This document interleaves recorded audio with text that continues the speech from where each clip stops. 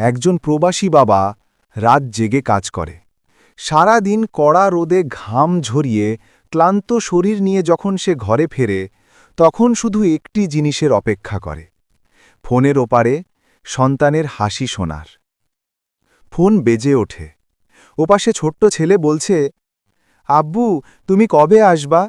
আজ স্কুলে সবাইকে বাবা আনতে এসেছে, শুধু আমারটা আসেনি।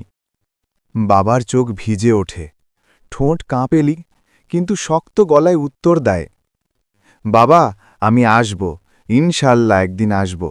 তোর জন্যেই আমি এখানে কষ্ট করি, তোর পড়াশোনা আর সুন্দর ভবিষ্যতের জন্য। ক্যামেরা ধীরে ধীরে বাবার ফাটা হাত, ঘামে ভেজা কপাল আর একাকী ঘর দেখায়। ছেলে হেসে বলে, আব্বু, তুমি দেরি কইরো না, আমি তোমারে জড়াইয়া ধরতে চাই। বাবা চোখ মুছে ফোন বন্ধ করে দেয়। ফাঁকা ঘরে কান্নার শব্দ প্রতিধ্বনিত হয়।